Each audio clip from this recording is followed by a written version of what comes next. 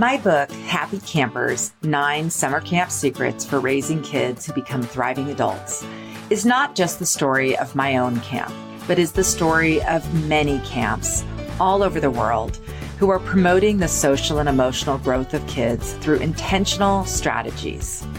This bonus episode is a recording of one of my Happy Campers interviews with a camp director from one of the day and resident camps who were in my series that was originally aired on Facebook Live and is also available in video form on my website at sunshine-parenting.com.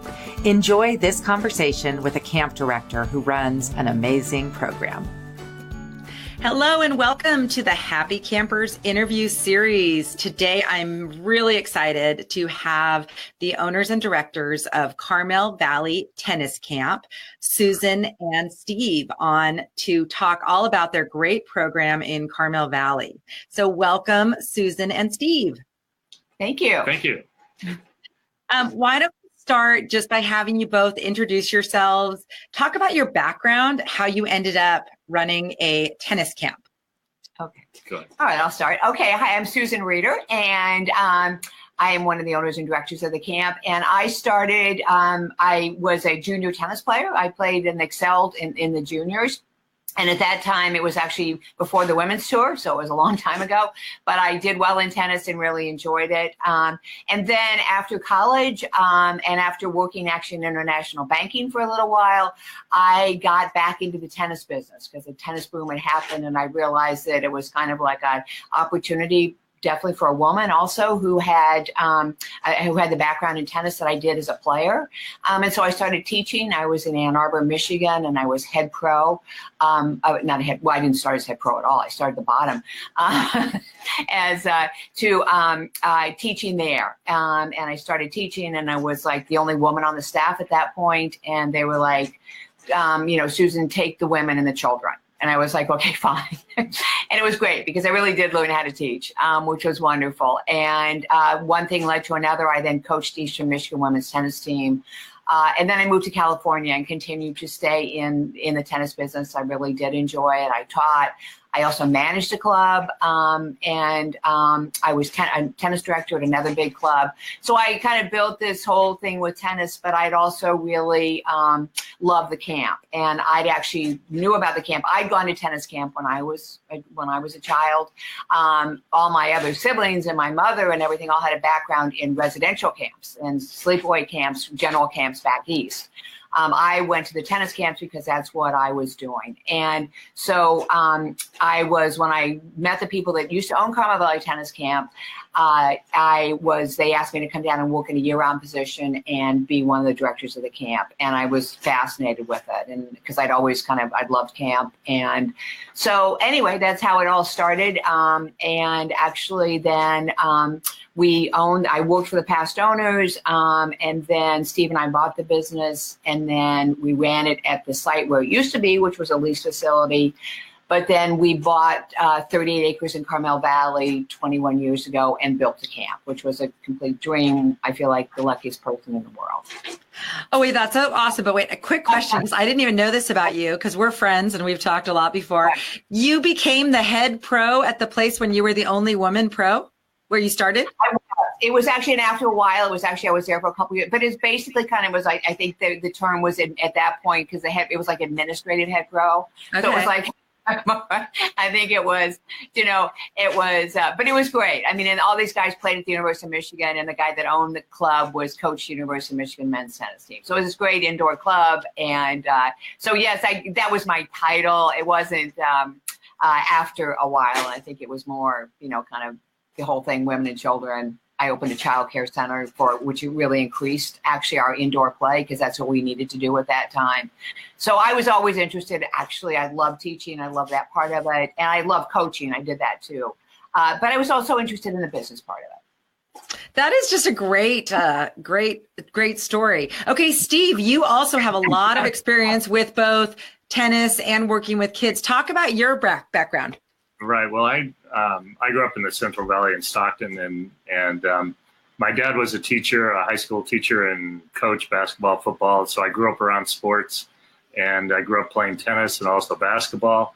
And then I became a better tennis player than a basketball player. So I had the opportunity. I went to UC Berkeley, to Cal, and had the opportunity to play tennis there for 4 years, which was a phenomenal experience. It was in the early 70s, and I always say I got 3 educations. One was my academic education, another one was playing tennis, and the third was living in Berkeley at that time. So it was great. It was a really great experience, but I really didn't anticipate doing anything further. It was the beginning of the men's tour, but I wasn't at a level that I felt like I really wanted to go out and kind of spend that kind of time to do that. And I really like teaching. So I got a teaching credential at Cal Poly, and then I started teaching at an independent school in Pebble Beach called Robert Louis Stevenson School.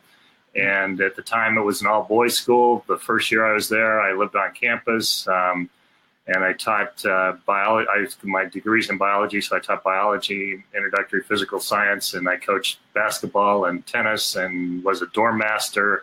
And it was my first residential experience because I never went to camp as a child.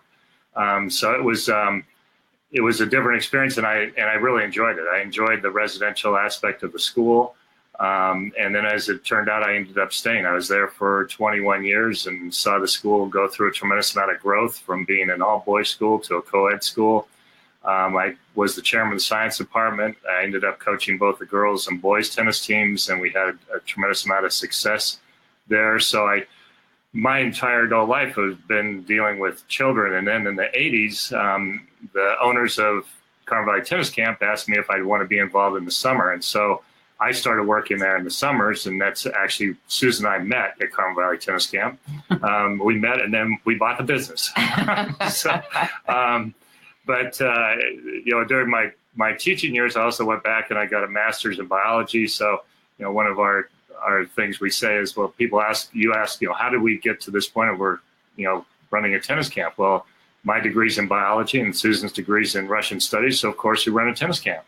But that seems like all of our stories. Like, no, you know what? But I want to say, I think that part of the reason your camp is so phenomenal and very different from most sports camps is because of your background. And you are much more interested in not just tennis, but sort of the whole child and their development all together. So I want you to share a little bit about what is different about Carmel Valley Tennis Camp from a lot of the other sports camp programs that are around. Once you start. I would say one of the biggest things is we do own our own facility, which we're incredibly fortunate for that. We were able to build the facility and that we do own it, so we have complete control over it, which is, fabulous. So that it's very, it's a very safe environment. It is the only people on the camp or our school or on our camp is the campers, the counselors. Our home is there. So and the other director, who is our daughter Amy, is her home is there in the summertime. And so that is actually a big difference. We're not on a college campus. We're not on a school campus. So that makes a huge difference. And I would say the other big thing is this is what we do. We run the camp. It's not just a summer job for us as far as that our real job is, coaching teams or doing whatever. So our focus is, and it's also very much on the whole child, which is what the whole program is all about. I mean, our motto is tennis and a whole lot more. So we have a lot of other, we've got, we have a ropes course, we have an archery range, we have a pool, we have basketball, we have arts and crafts, we have evening activities. We have very much all those other activities, which we think is really important. And again, in dealing with, because tennis is great. We're big believers in tennis in all sports, and we believe in a balance also. And it's just fun to see kids being able to have fun, play the game of tennis, learn more about tennis, and also have these great connections with other campers. We're electronics free, as all of our, the way camps are and the other camps. We're very unusual in that as far as for a sports camp, but we're big believers in that and love to see the transformation of the kids without, taking a break from their technology. And our counselors don't have any technology either. So makes it a wonderful environment. Yeah, that's interesting. I love the word balance. I think that a lot of parents have lost sight of balance when it comes to sports. And so I know that you're big proponents of one of the things we've talked about before. Talk about your kind of philosophy about sports and, how many sports kids should participate in and that kind of thing. Because I think it's kind of unique coming from your, tennis background, your feeling about that. Well, I'm just a big believer in sports in general. And we just happen to both have the background with tennis, but we're really big believers in kids playing lots of different sports. And it's interesting. There was an article we're going to put on our Facebook page that just was in the Tennis Industry Association magazine, and it's about how tennis is such a great sport as a crossover. And it lists 7 different sports like golf and soccer and even football and baseball, but how things that you do in tennis cross over to those sports and how those sports cross over to tennis. And so it's funny, we just ran into a mom on the street down here, we're in San Francisco right now, and whose 2 kids have come to camp for a number of years, and her son is a very good tennis player, but right now he's not playing any tennis because he's playing soccer. And she goes, I'm so sorry he's not playing tennis. And it's like, are you kidding? That's so great. He's playing soccer. It's fantastic. And on top of it, he's also an exceptional golfer. So, he's the profile of what we'd like to see for all kids, that they're playing. Yeah, they like tennis, but they like tennis. They like soccer. They like golf. They like to play sports, because that's, the more sports you play, the better chance as an adult that you'll still be able to play you can pick a sport you want to play and try different ones. So that's because again, as you've talked about in your book, the Happy Camper book, what we're trying to do is raise happy, healthy adults. And how do you do that? Yes. Oh gosh. I just love that. And I think a lot of times, I think you're just so unique. Again, just going back to why you're such a different kind of sports camp is that you're promoting just kind of the physical activity, the fun of tennis, the competition, but also you have all these other things going on, and you're thinking more than just about what the kids are doing while they're on the tennis court with you. Whereas I think a lot of the camps, the sports camps, they're sponsored by these big organizations that know a lot about the sport, but they don't necessarily know a lot about kids and how to help kids make friends while playing their sport and how to learn better sportsmanship. Talk about what you say to kids, like when they're finished playing for the day or as they leave the court, because I think it's really helpful for parents to hear just sort of the words that you use to encourage kids without being so focused on kind of the scores and that kind of thing. Sure. Yeah. I'll just say one thing first because I know Steve's going to talk about that. But sportsmanship is the cornerstone of our program, and it always has been at Carmel Valley Tennis Camp, which is also, which is kind of the whole where we'll build, and Steve will talk about how we deal with it. But sportsmanship is absolutely. And, we really feel probably one of the strong things that we do is help kids with competition. We're a we're dealing with a competitive sport. And so we really do, we deal with that a lot in talking with the kids about it. Our counselors do, because they're all playing college tennis. So they're playing a competitive sport, but it's how you deal with competition because we understand it. And I'd say the thing that we've grown into doing, it started when I was coaching high school tennis, and I'm not giving myself any credit. I just kind of stumbled upon things, something that worked, and finding things that worked and finding things that didn't work. And what I found was, kids are always, you play a match. If you win, you feel good. If you lose, you feel bad. It's human nature. It's not like, I lost. I feel fantastic. I just lost a match. You're putting yourself on the line, especially in tennis. If you're playing singles, you're the only person out there. It's similar to boxing in that regard. Andre Agassi talked about that quite a bit. The only other sport that's like that is boxing. You're the only person. There's not a coach with you. There's nobody to talk to you. So what I developed and what we do at camp is when kids finish playing a match, we never ask them, did you win?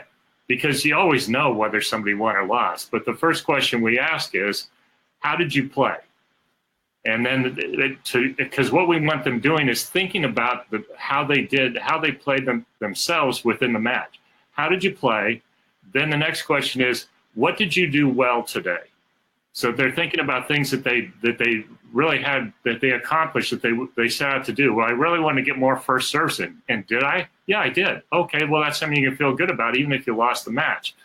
And then the third question is, what did you have trouble with? Okay, what is it that you feel like you need to work on, that in your lessons tomorrow you can ask your counselor, can we work on, I had trouble with my backhand. Can we work with my backhand today?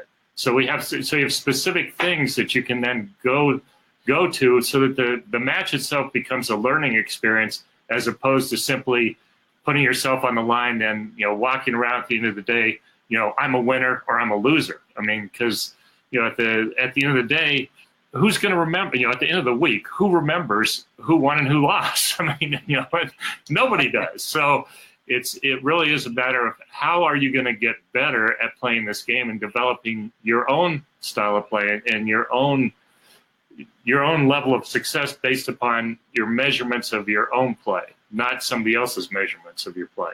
And we train our staff. This is what our counselors do, because they're coaches of the team and they're teaching, the lessons and stuff. And so in our training, we go through all this, and they know that basically how that's how we handle it at Carmel Valley Tennis Camp when kids are playing matches, and how the counselors deal with it afterwards.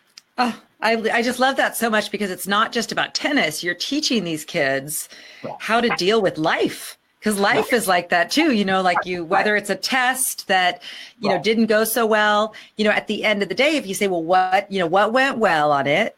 What can you do to do better next time? It's just this way of thinking that's different from kind of how our culture, is like win, win, win. And so I love that you're teaching kids something much more than just tennis. It's sort of a way to approach both things that go well and things that didn't go the way you wanted. How do you learn from that? How do you grow?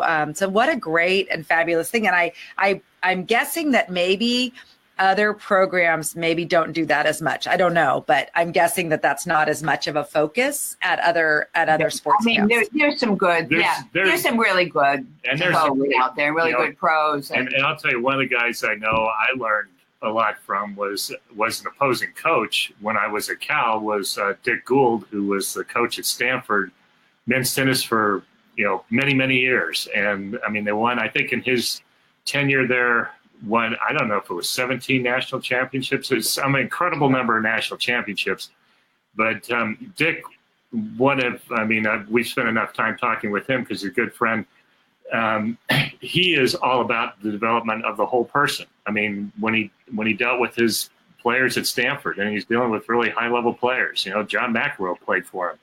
And he knew how to deal with these guys without it just being all technical tennis, but because the game is so much a mental game, which is really, life is all such a mental game. Yes. And so if you get your head in the right place, you can be successful, whether it be on the tennis court or whether it be in business, whatever it is that you might be doing.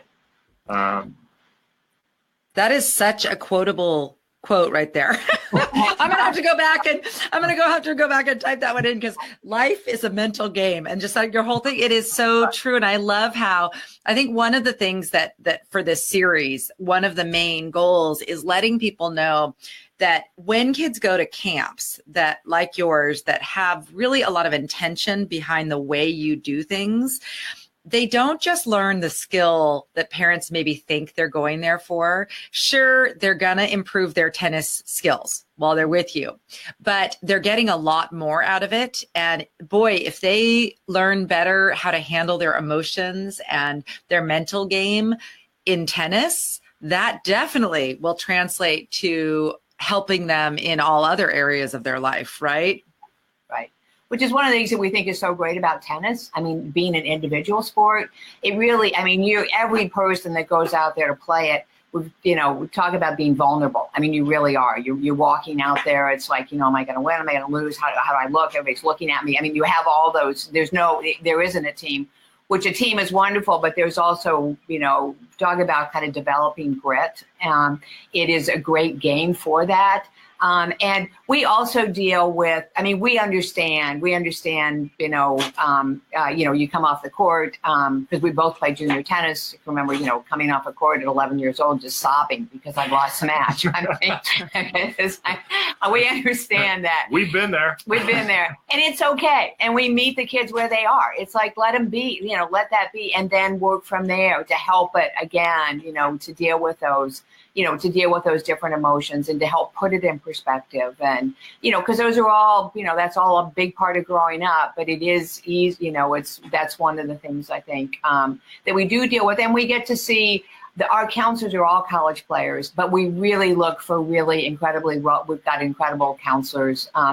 We do a real intensive, basically, interview process just to get the right fit. And what we're looking for is really well-rounded people. I mean, they're playing college tennis, but they maybe want to be teachers or pediatricians, but they also do, whether they like music, whether they're well-rounded people and have excelled. So that those are the kind of role models that we're looking at, because then we see the kids who are campers who are looking, they have these, the tennis counselors also have their room counselors, they're running the evening activities, and they see these totally cool college kids that are also great tennis players, and they're just great role models. So we think that's actually a really, really hugely important, you know, part of what it is we do too.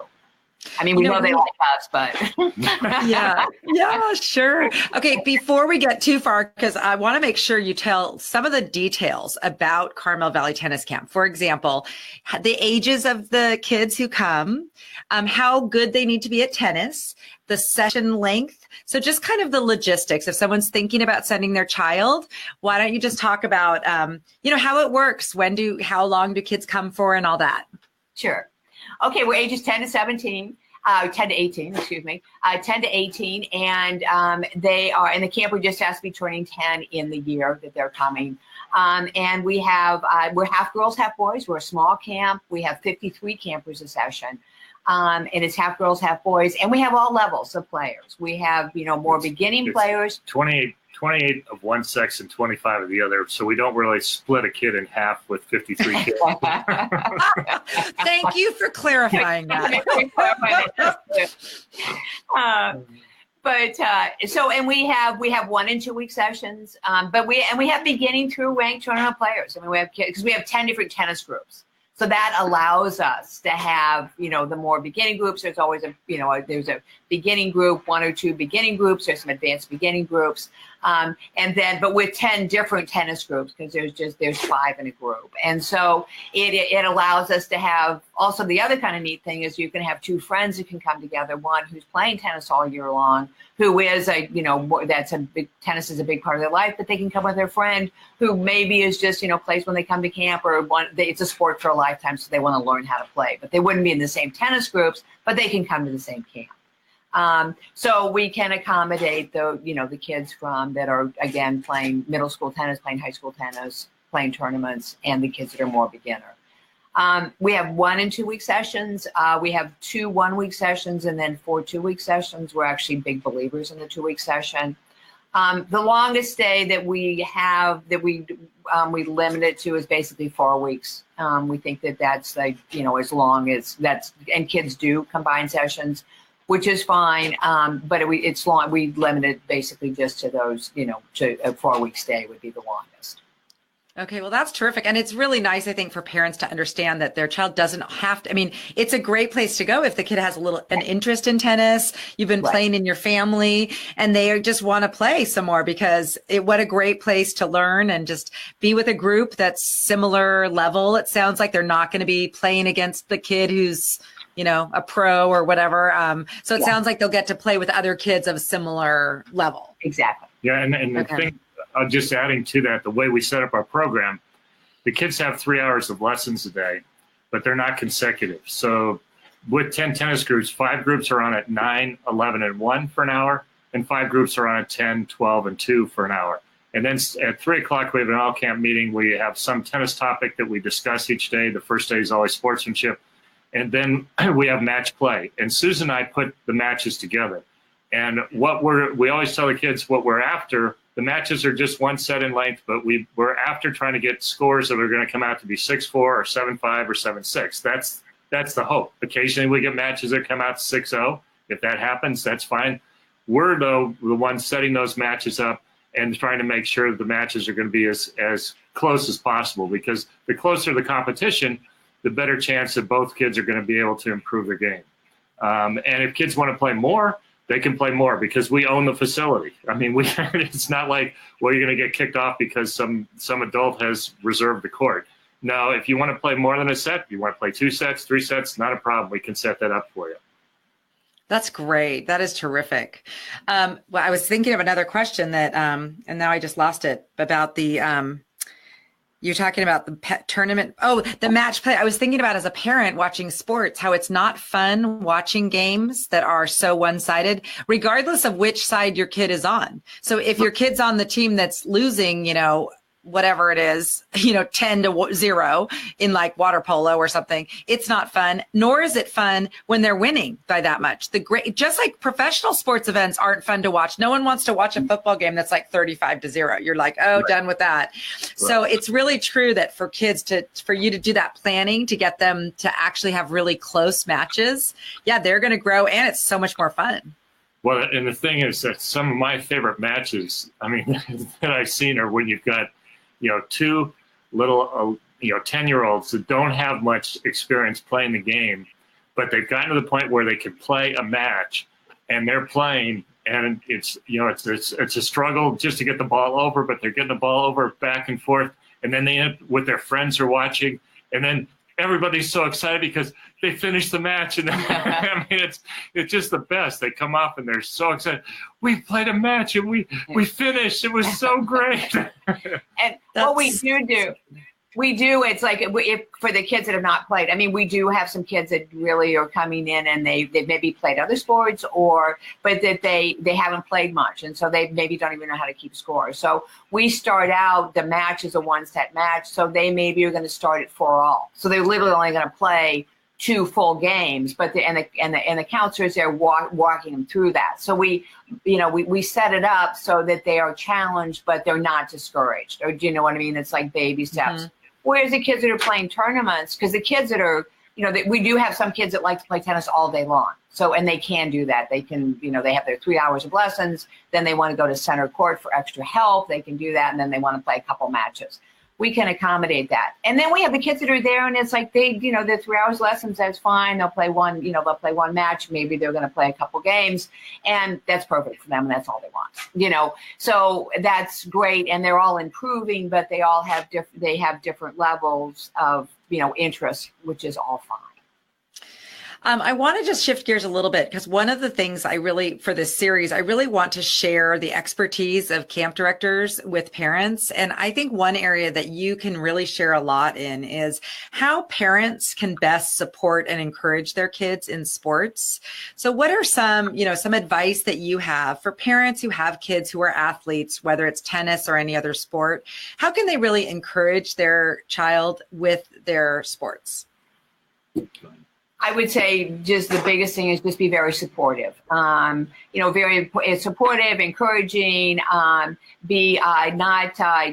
It's hard, not to kind of. It's hard to watch a match. I know that. I mean, as a parent, we've been there. I know that it's hard, and I know it's hard for parents. But the biggest thing is, and actually, when it's don't watch. I mean, actually chat or whatever. I mean, it was like Steve and I had a very different experience. I mean, when we were playing out, my parents never went to matches. I mean, they never. My parents never did either. My dad was a coach. I don't think that. I mean, I can count the times maybe they, we played a lot. We each played lots of tournaments and played a ton. And it was like there was basically we were with friends, and there would be somebody that would take us, or one parent would take, or whatever, carpool. But it was parents. That's changed a lot. But so I would say that, but just to encourage them, because the thing with any sport, it has to the child has to like it, and it has to be fun. And so I think the role of the parent is basically, but then provided, I mean, if they want, lessons and to figure out, I am a big believer that privates are great, but that's not what it's better to be in group lessons where they're meeting other kids, where they're having fun, where they're understanding what the game is all about. I mean, if they're going to play a couple times a week, have it be, in a group or maybe one private, but just to take private lessons all the time isn't very realistic, and it's not going to build any confidence in kids, I don't believe. I mean, I think you hit a lot of balls. The fine tuning and I know people disagree with me on this, but I believe the fine tuning comes after. It's all gross motor in the beginning, and it's, see ball, hit ball, get it over the net. There's obviously different ways you can set it up so that there's, instruction on what results you want to produce, not necessarily how, the refined technical part of it. That comes later as kids. But I think because so as a parent, I would think just kind of keeping all that, if you're not a tennis player, haven't been involved in sports, basically you're just encouraging your child. I mean, it's almost like the same thing like within school. You don't want to be too involved and overly involved, or figure that, if the child wins or loses, it's a reflection on you. That's how.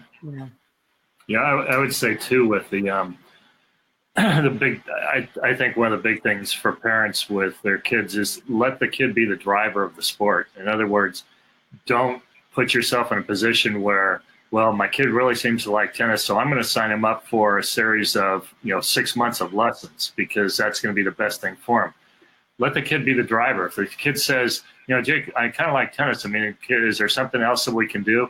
Well, yeah, would you get in a conversation with your child about, okay, well, do you want to take some lessons? Well, I don't know if I really do. I want to play more with some friends. Okay, well, we can be a part of this club. Maybe we can join, you can have a junior membership at this club where you can play with your friends, or there's other people that you can play with.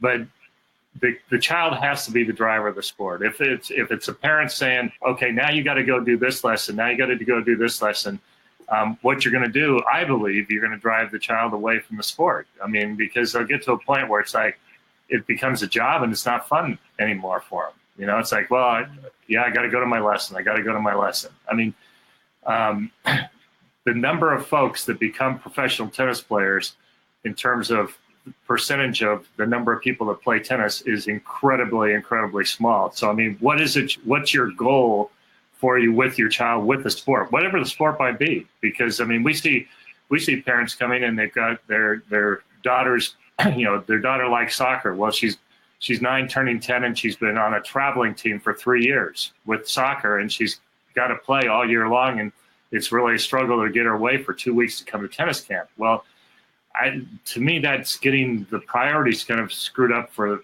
the child. And we see that so much today with no matter what the sport is, whether it be tennis, whether it be soccer, whether it be basketball, these traveling teams and this supposed need for the child to play all year long that particular sport. That concerns me that what we're doing is we're going to end up driving kids away from sports. And again, all we want to do is we want these kids that when they're adults, they can still enjoy sports, whatever sport it is. It doesn't have to be tennis. It can be any sport, but a sport that they can go out and have fun with.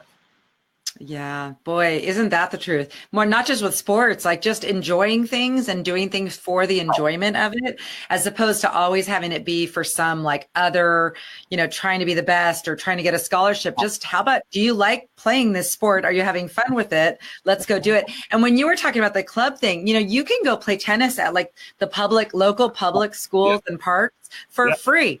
Like we used to go with our family, and you can just go out, grab your rackets and go out there. And it's a really great family activity. And so that's one of the things about tennis that's different from other sports is you really can, the kids can get a lot better than you at some point, but you can still have them serve to you, and, you can still go out there and play around. So I think it really is true. Just it's hard to keep it in perspective when you're a parent and you see a spark of skill. But I love your philosophy that let's have them have fun with it, enjoy it, see where it goes. And, even if they just enjoy playing tennis their whole life, that's a great outcome. Right. Yeah. And one other thing I want to go back to, too, is with the parents and, how you deal with your child playing on a team, and I mean, it has become, I've seen it over the years where I taught school. But even more so now where it's like a requirement. If your child's playing in a game, it's a requirement the parent is there. And if the parent isn't there, then their child knows, well, my mom or dad isn't there, but everybody else's mom or dad is there. And that's, I don't know, I would have loved, I saw this in particular when I was coaching girls tennis, where I knew that the best thing I could do once I got the girls on the court was to engage the moms in conversation, so I kept them away from watching the matches. I mean, that was the best thing I could do for their daughters, because as long as I did that, their daughter simply was able to go and play her match, you know, because unfortunately you have a parent that's, especially when it's a single, you're out there by yourself and you've got a parent on the sideline, and every time you miss a shot, it's like, you know, the poor child's looking over at their parent and is not able to simply focus on playing the match, you know, him or herself. I mean, but it's hard. And I have to say, parents are doing the best they can. Yeah. You know what I mean? I mean, it's absolutely. I do that thing all the time. Oh no, that's what I have done in my kids' sports. And it's like a visceral, you can't help yourself. Right. It's when you're the parent. I agree. It's like there's sometimes, and this is one of the magic things about camp, is because the parents aren't there, is one of the reasons why kids can have all these great experiences. They're not feeling, when they're out there playing, they're just playing. They have no worries about any of the people watching, because their camp counselor or coach is different from a parent. Absolutely. Right. Absolutely. So, I mean, and I agree. It's really hard as a parent not to do that, but just to give your child some space, and maybe sometimes go watch one of the other kids' matches. So, you know, if you're at the tennis court, maybe your chair doesn't have to be planted right there the whole time. You know, just go get a coffee with a friend halfway through or something. Just give your kid a little. Because I mean, I have one son who literally says to me, "Oh, don't come," and I'm like, is it because of my, you know? Yeah, that's great. I mean, it is the toughest thing. I mean, for a parent, it's the toughest thing to see your child, you know, having any kind of difficulty. I mean, that's the big, you know, I love the things that you talked about in your book in Happy Campers about those things of being able to let your child go, because it's. I mean, we're raising them. I mean. It's the most challenging job you'll ever have in your life, and all you're doing is trying to raise them so they leave you. It's a weird concept, but I do think that that camps like yours really help with that. It just provides a little bit of an added element of giving your child a little more space, a little more self-reliance. You know, it's great. Well, is there anything else that either of you would like to share about Carmel Valley Tennis Camp that, you know, if parents are thinking about sending their child to Carmel Valley Tennis Camp, what should they do? Are you available to chat with them? You know, what's the next step for someone who's interested in your program? Well, we have our website, and that's basically that we have all the information about camp there and that's where somebody would sign up for camp. We're also completely available to talk. People talk to because we talk to parents that are interested in camp, that want to know more about the program. Steve and I do that. Amy also does that, who's the other director. She does a lot of that, actually, of talking with parents, because she's the age of our. She has 2 children herself, so she does a lot with talking with parents, either through you know, by email or by phone, on concerns, whether it had to do with diet or food or all those different, you know, things that they want to know. Our website does have it gives a pretty good, we just actually redid it. And we really feel that it does really represent who we are and what we do. That was our intention with the new website. And we think, so I would say that's a great avenue. And to see, you know, as far as what the camp's all about. And well, I'm just going to say that, you know, we've worked obviously with you, Audrey, and so much enjoy all the stuff that we've done with you. But I'd say one of the big things that's been that we really have latched onto is a whole sense of connecting the kids, and especially the kids that are coming in and they don't know anybody, and the matter of getting the room group so that they really do bond as a group, and developing their own code for how the room is going to run throughout the course of the session. You know, being led by their counselor, but the kids are the ones that are developing their own code for the room, because there are 7 campers and a counselor in a room, and there's only 1 shower and there's 2 sinks and 1 toilet, and how are they going to keep it clean, and who's going to do, you know, what's the shower schedule, doing all those things that are all about group living. we're an individual sport, but you're learning how to be a part of a group, and making those connections. So I'd say that's a really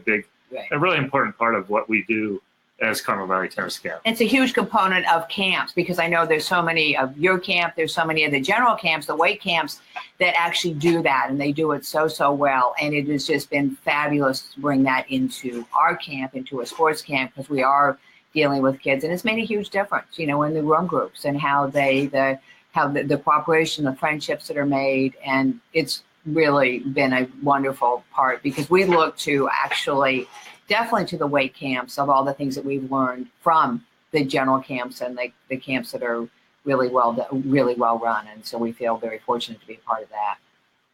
Well, and I think the reason your camp is so fabulous is because you've been open to things outside of just tennis, outside of the tennis world. You're looking at the greater camp world and how you can impact these kids positively. So it's just really awesome. So I hope lots of parents watch this and check out Carmel Valley Tennis Camp, and tell me where your campers come from, because I think that might be helpful to people to know, do kids come from far away? Like, where do your campers come from? Sure. So about 70% of our kids come from Northern California. And then probably another, 6-7% come from Southern California. And then the remainder, so a quarter of the camp, we have every year, because we do track this, and we have anywhere from 14 to 16 different states represented during the course of the summer. Doesn't mean that we've got a ton of kids from each of these states, but maybe there's 30 kids coming from 16 states. Again, not in every session, but over the spread over the summer. And then every summer we'll have anywhere from 8 to 11 different countries that are represented. And so that's one of the things we really enjoy about the camp, is that we do have the diversity of our campers. And then on top of that, because we're dealing with college tennis players, college tennis in the U.S. today has become very international, and there are a lot of international kids playing college tennis. So we generally have a fair number of international counselors on our staff. That are going to school in the U.S. They're playing tennis in the U.S., which brings the kids love that. I mean, we have Americans and we have past campers that are on our staff too, which is great, but it is fun to have that, those different countries. We had counselors from last summer, we have from England, from for the first time we had somebody from Laos. Yeah. From Laos, of all places. Yeah, her dad was a tennis pro in Laos. I mean, we had somebody from South Africa, somebody from Zimbabwe, from England, from Brazil. I mean, from Italy. We had a top player from Italy who's playing tennis in the U.S., which is, so we've got these incredibly cool, great kids. Yeah, that's just awesome. Well, this has been so much fun talking to you again about Carmel Valley Tennis Camp. And I hope lots of parents and kids check out your website and your program and everything else. And I just want to thank you for joining me for this Happy Campers interview series. Well, thank you so much for including us. Yes, thank you, Audrey. Okay, we'll be in touch. Okay. Bye-bye. Bye. Thank you so much for joining me for this Happy Campers interview bonus podcast episode. If you're interested in learning more about how you can bring home some of the magic of summer camp, I'd love for you to pick up a copy of my book, Happy Campers, 9 Summer Camp Secrets for Raising Kids Who Become Thriving Adults. It's available for pre-order now and comes out on May 7th. And you can find more information about it on my website by going to happycampersbook.com. To thank you for pre-ordering the book, I have a couple of fun freebies. The first of which is the first chapter, Camp Secret Number 1, Connection Comes First. I'll also send you an invitation to join my private Facebook group that's called the Happy Campers Book Club, where we'll be sharing resources, videos, and conversation about raising kids who become thriving adults. To access these freebies, simply pre-order your copy of the book and then fill out the form at happycampersbook.com. Together, we can spread the happiness of summer camp to the whole world.